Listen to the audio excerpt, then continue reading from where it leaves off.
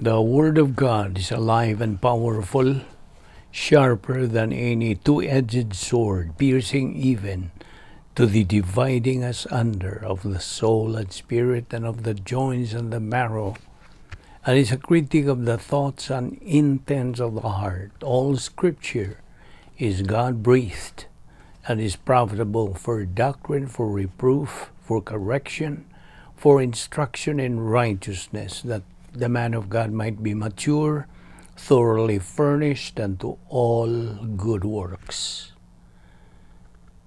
Hi everyone, especially our subscribers, our friends, our fellow believers. Welcome once again to our Bible study through the YouTube of the Balbido Evangelistic Ministry, and we are still on our topic, problems in life are part of God's plan.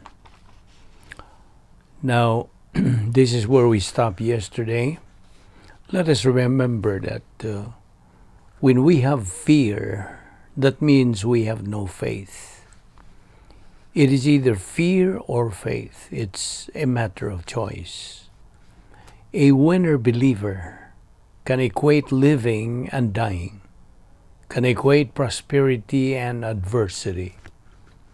A believer who is still afraid to die is an indication that he still has not reached the spiritual adulthood of his spiritual life.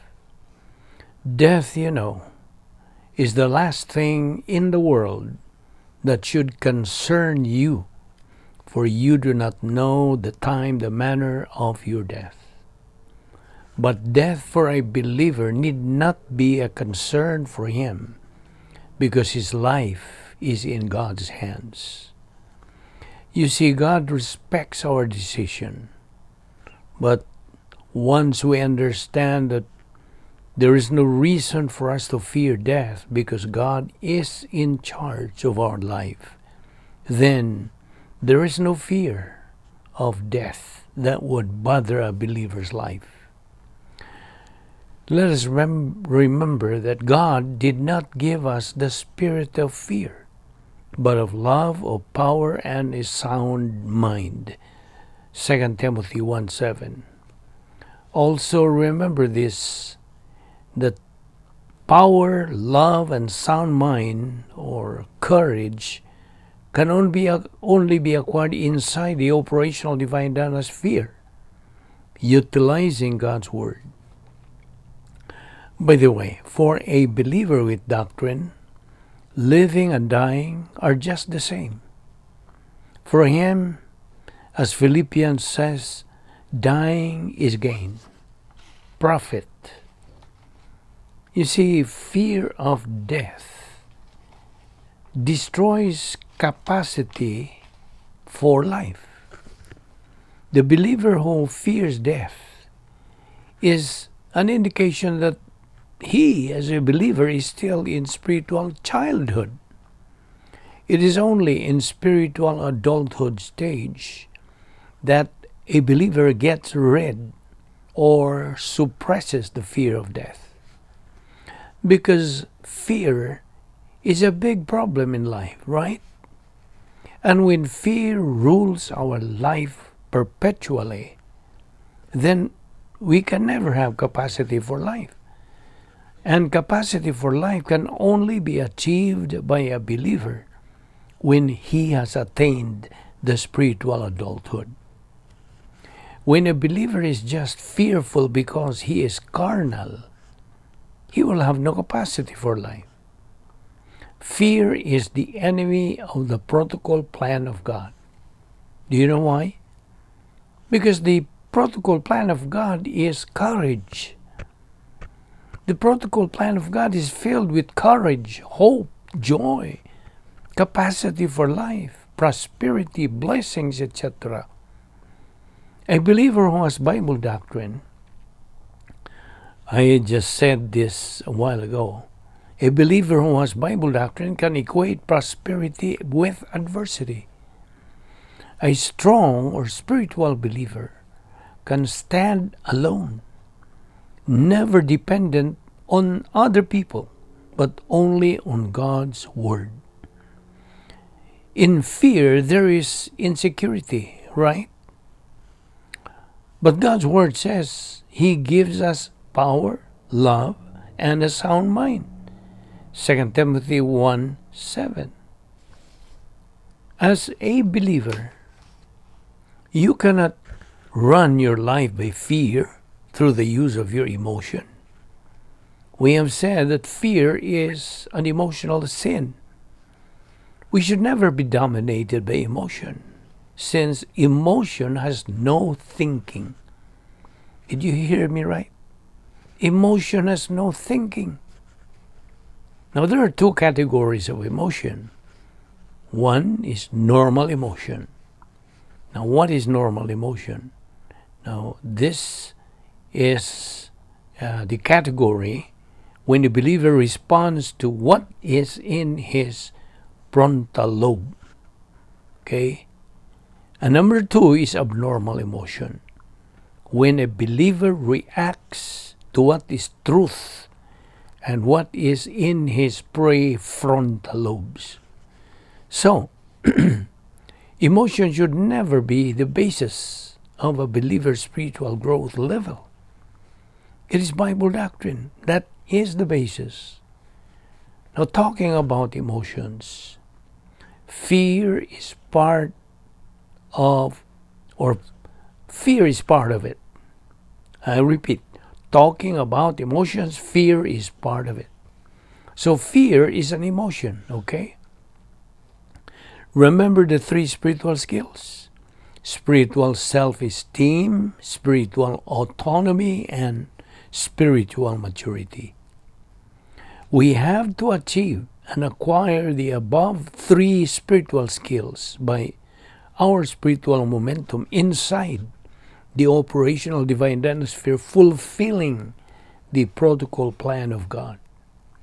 Your spiritual life is what you think. Proverbs 23:7 says, what you think is what you are. Now, in another note, we're discussing here the sin of fear, since fear is a mental attitude sin. And if it controls the emotion of the believer, that believer's spiritual life is devastated. Emotion should not be used in meeting problems in life. When emotion takes over, doctrine is erased. Courage is claiming God's promises before problems come in life. Remember that when problems in life hit us, we are required to utilize God's Word, God's promises, in order to deal those problems and be victorious over those problems. Which means, what's what God will do to those problems? But listen, be sure God's promises, His Word, are metabolized. The antidote of fear is courage, derived from metabolized Bible doctrine used. Courage is thinking Bible doctrine under pressure. Courage is a mental attitude with metabolized Bible doctrine. Normal emotion responds with Bible doctrine to any crisis in life. Abnormal emotion reacts to any crisis in life. Always remember this: what we think is what we are. Jeremiah 17:10, I, the Lord, searcheth the heart. The heart in Hebrew is leb, L-E-B. And I test the mind. That's what Jeremiah 17:10 says. Again, emotion is a problem to people depending on what kind of emotion he or she uses. Good or bad emotion. Good is normal. Bad emotion is abnormal. Of course, when we use the bad emotion, there is a problem, unlike using the good emotion. Good emotion only uses what God designed it to be used, which is to respond to the frame of reference or mental attitude. But bad emotion, abnormal one, reacts to our mentality, while the good emotion, normal, responds with truth. A believer whose basis to grow spiritually is his emotion is not actually going anywhere in his spiritual life. No. It is Bible doctrine and filling of the Holy Spirit that is supposed to be our basis in growing spiritually, not emotion. That's the reason why we have to study God's Word on a daily basis. A believer who uses emotion, not Bible doctrine, becomes an enemy of the cross. So he is a loser believer. There are believers who make their emotion their God, their priority. This is the world's modus operandi. Now, at this very moment, the world's system. We are going to continue in this discussion tomorrow. So don't forget, be with us so you can learn more lessons out of this topic we are taking up. Let us pray. Father, we thank you for this opportunity of studying your word today. May God, the Holy Spirit, challenge and motivate us to these things. Bring us here tomorrow once again as we continue in our spiritual momentum. This we ask in Jesus' name. Amen.